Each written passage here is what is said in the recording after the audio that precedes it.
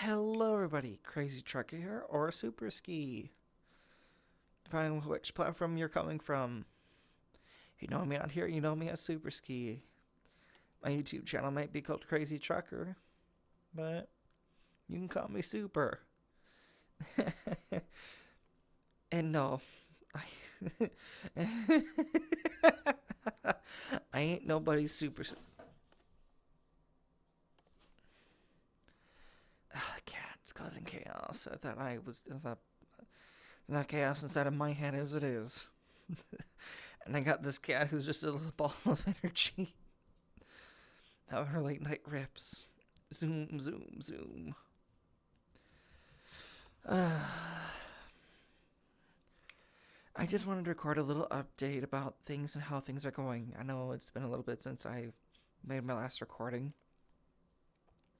about wanting to go to see a psychiatrist or a therapist.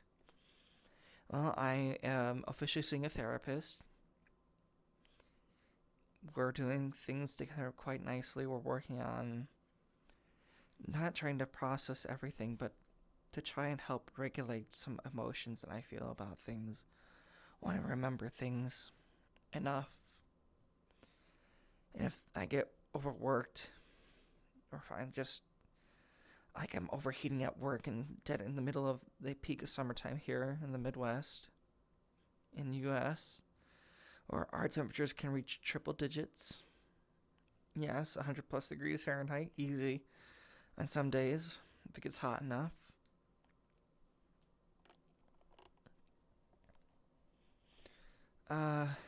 Yeah. And then you get overworked and overstressed about things.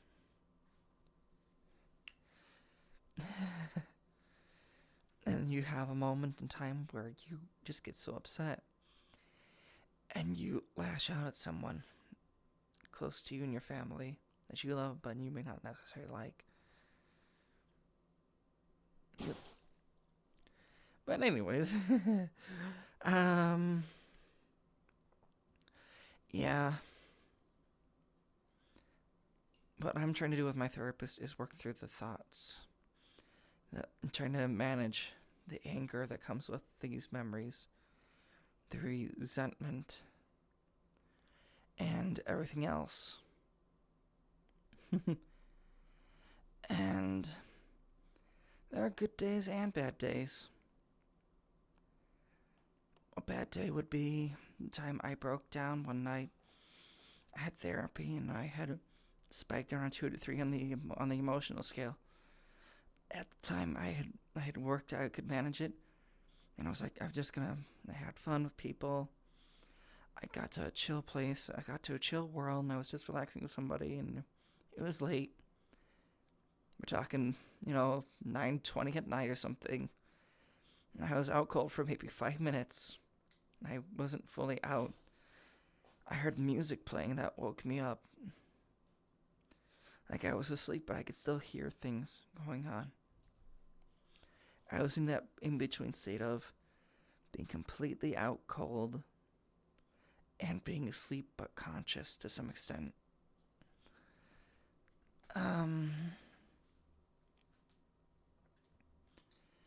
Yeah, so I broke down in front of him after I woke up, and all the emotions hit me like a freight train that night where I had spiked on a 2 to 3 during therapy or after therapy. I spiked to it beyond a 10. I could not handle it. I was not prepared to handle waking back up. I just wanted to sleep. I wasn't doing good. I wanted to sleep instead of feeling those emotions. I know having emotions is human, but with how I learned how to deal with things as a kid, you can't be outlashing. You can't showcase sadness or unrest or unwellness around your parents. You're being a martyr. You're being a drama queen. Grow up. Man up. Knock it off. And I learned to not showcase those emotions because it didn't get me anywhere in life. So I stopped. But one day, in the shower, I was getting myself cleaned up and everything, but I had it down. I had a moment. I had an episode of depression where all these emotions hit like a freight train, and I thought my behavior wasn't good enough. This was probably around 6th or 7th grade. And I started slapping my arm like this, slap, slap, with repetitiveness and force. My skin reacted eventually. Like a burn, the skin raised and a biopsy was done. Oh, it's nothing bad. But guess what? Your parents never asked the questions. Oh, why did he do this? Oh, they just thought, oh, he's just being dramatic. He's just being dramatic again. He's being a drama queen. He's just having a phase. What if I wasn't having a phase? What if things weren't right? After the fear tactic of abandonment was used at a much younger age with autism and ADHD. And then your mother not really having patience for things and a few other things, but the rest is kind of private. But let's just say the fear tactic may have been used more than once, but to my knowledge, fully once. You know, packing your bags, packing your clothing up into bags, and being told not to call your parent by mom or dad, call them by their actual name. As a kid with autism and ADHD, your world is, your family is all you know. You may not have many friends, or have friends at all, really. So all you know is family, and that world is broken in an instant. I wouldn't wish it upon anyone. I am very emotionally connected to how people feel. I feel for them. I don't like seeing people being upset. I don't like seeing people down. That's my goal in life, is to try and be there to help others. Whether that be for just listening. My favorite motto is, I'm always all ears. Because I made it a habit to try and listen to things. Because you have to pay attention to your surroundings. You have to pay attention to people talking. And so I pay attention to people now. I try to be there if people need someone to talk to. You know, if someone's not doing good, I go, hey, you doing okay? Hey, if you want to chat, if you just want to open up about something bugging you, I'm always all ears. I may not be able to help you, but just having someone being able to listen sometimes makes a world of difference. And I think that's all for today. You know, therapy's going okay now. Tonight, I peaked around a 2 to 3 on my, on a scale of things. It was a general bag of mixed emotions I was feeling. It wasn't quite joy or sadness, but it was just, I guess, despair. In general, despair. From today's therapy session at the time of recording.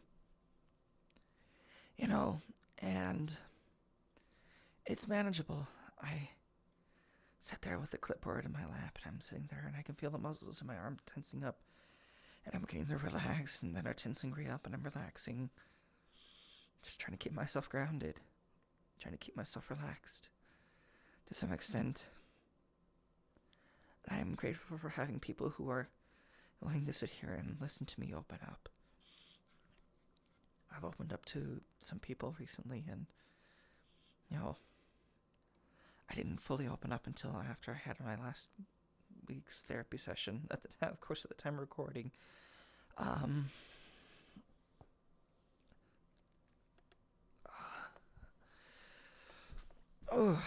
Where I had 80% negative thoughts to 20% positive belief. 8% negative belief into a 20% positive belief into whether I was going to be believed or not about opening up, whether it was going to go good or bad. I had no clue. I was worried about that. But then after the therapy session, I went from having 80% negative to 20% positive, to those numbers being flipped to 80% positive and 20% negative. So I went through with it, and it went so much smoother than I could have ever imagined. And, having a little bit of homework, shall we say, it's not the end of the world from therapy. But it can push you. But that's not necessarily a bad thing. Just keep practicing. You will get better over time. And if you ever have a moment, just remember to find that person or people who are willing to listen to you. If you're ever having a bad day. And, talk to them about it. Whether it be one-on-one or in a group off to the side in the corner where everyone else is having their chats. You and these 2 or 3 other people are sitting there chatting about things, opening up, and that's really a good thing, believe it or not. Sometimes that's the best you can ask for. And sometimes all you need is a good old-fashioned hug, whether virtual or physical. If it's welcomed, you'll feel so much better. And welcome open arms. You ever will. And remember, people, don't let those dark thoughts rule you. You can control yours. You can do this. I have faith. As long as people have faith in me, I have faith in them. And that's all for now, folks. Good morning, good evening, good night. Signing off.